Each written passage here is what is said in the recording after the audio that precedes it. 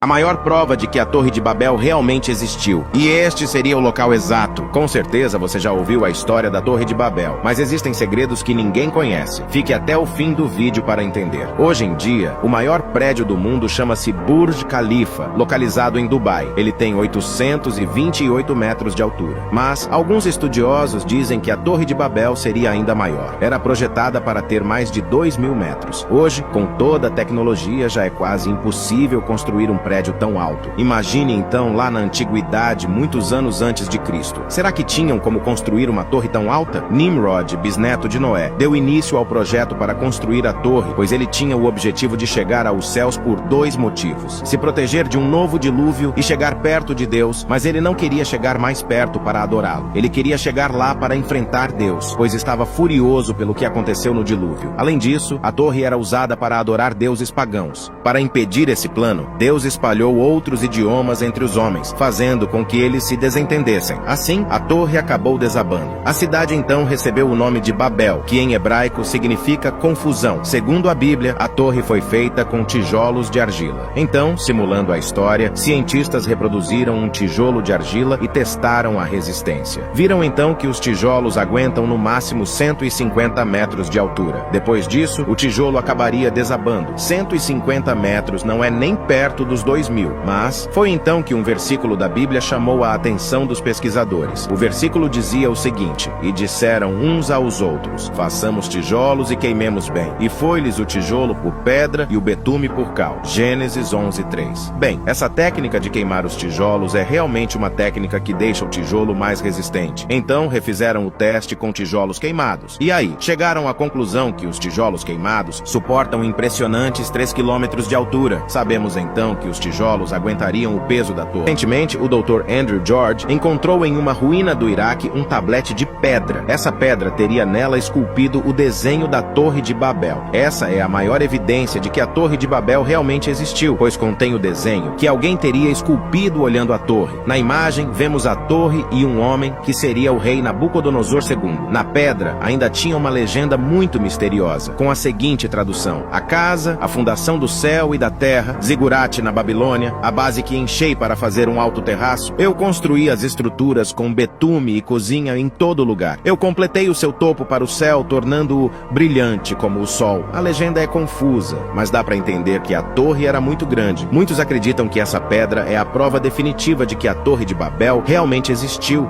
Esse vídeo é muito interessante, mostrando ali a Torre de Babel, né? Até então, a Torre de Babel era considerado um tabu, algo que nunca existiu. E o Império Babilônico também. A arqueologia desconsiderava o Império Babilônico. Não, mas a gente escava aqui, escava ali, a gente nunca acha nada. Então o Império Babilônico nunca existiu. Através de uma certa escavação, eles descobriram que o rio que cruzava a Babilônia havia mudado o percurso. Se eu não me engano, acho que era o rio Eufrates. Então eles resolveram escavar em outro lugar aonde o rio passava. E ali, em meio às escavações, eles acharam coisas que datavam do tempo do Império Babilônico, inclusive uma pedra. E nessa pedra tinha ali a Torre de Babel. E do lado, a foto de um rei, a imagem de um rei chamado Nabucodonosor II. Então ali era prova oficial de que a Torre de Babel realmente existiu e o Império Babilônico também. Então a Bíblia está certa quando ela diz sobre a história da Babilônia e a história da Torre de Babel. Legal. Mas o ser humano se pergunta o seguinte: como eles conseguiram construir uma torre tão alta? Essa torre era tão alta, mas tão alta, que ela passava das nuvens. Então, se você analisar, naquele tempo foi criado o primeiro arranha-céu da humanidade. Ué, mas o primeiro arranha-céu da humanidade foi o Empire State, criado lá em 1920? Não, foi a Torre de Babel. Aí você diz, mas de onde veio tanta inteligência para eles construir algo tão fabuloso? Será que foram os deuses que ajudaram? Será que foram os alienígenas? Não, foi o próprio ser humano. O ser humano é dotado de extrema inteligência. Não se esqueça que tem um versículo bíblico aonde Jesus fala assim, ó: verdadeiramente vós sois deuses aqui na terra. O ser humano é Deus. Ele constrói, ele edifica, ele constrói o que ele quiser, porque ele é fabuloso. Então, naquele tempo, mesmo sem a tecnologia que nós possuímos hoje, o ser humano foi capaz de construir algo tão fabuloso. A gente vê também as pirâmides do Egito. Cada pedra tem mais de 1 tonelada. E eles edificaram as pirâmides do Egito. Olha que coisa incrível. A gente vem para o Brasil e a gente tem na Amazonas Ratanabá.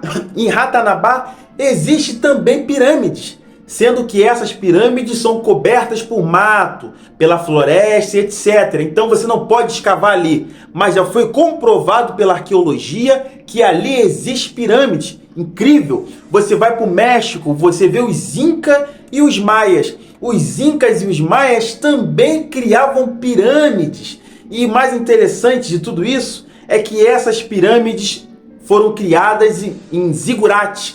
Em Zigurate é em homenagem ao deus Marduk, que é o deus babilônico. Então o que a gente entende com isso? A gente entende é que eles trocavam inteligências um com o outro, trocavam informações. Aí você diz, impossível, como é que algo que está lá na Mesopotâmia vai vir aqui no México, vai vir aqui na América? É impossível isso. Ah, é? Então o que você me diz sobre as escritas coliformes da Pedra da Gávea? Escritas coliformes são dos tempos babilônicos. Aqui no Brasil, no Rio de Janeiro. Olha que coisa fabulosa. Então, eles trocavam inteligências entre eles. Eles eram muito inteligentes. A diferença entre hoje, o homem de agora, e do homem do passado, está na tecnologia. Hoje dependemos 100% dela. Se eu vou num certo lugar, aonde é longe, aonde eu nunca fui, eu boto no mapa, Google Maps, e pronto, liguei o GPS e vou. Naquele tempo não era assim.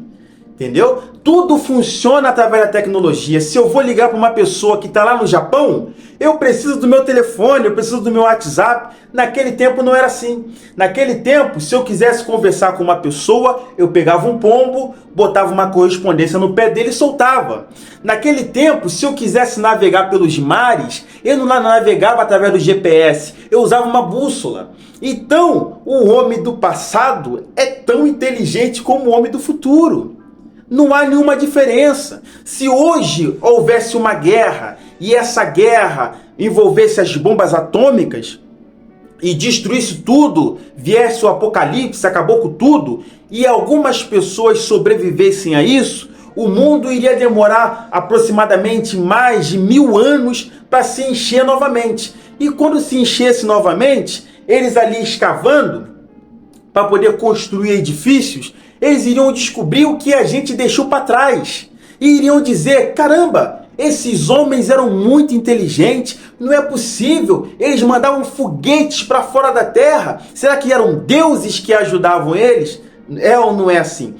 Na era soviética, os soviéticos criaram o Sputnik. Sputnik era um satélite, foi o primeiro satélite a entrar em órbita do mundo.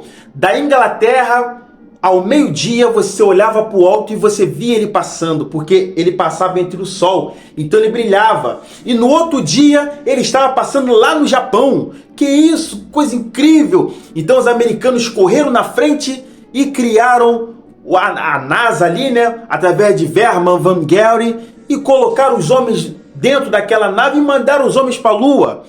Algo fabuloso, algo incrível. Eles conseguem mandar homens para a Lua, mas não conseguem edificar uma torre do tamanho da Torre de Babel. Eles mandam homens para a Lua, mas não conseguem edificar uma pirâmide com pedras tão pesadas. Aí você fala, nossa, por que isso? É porque o nosso cérebro está cansado. O nosso cérebro usa as moletas chamada de tecnologia para poder raciocinar.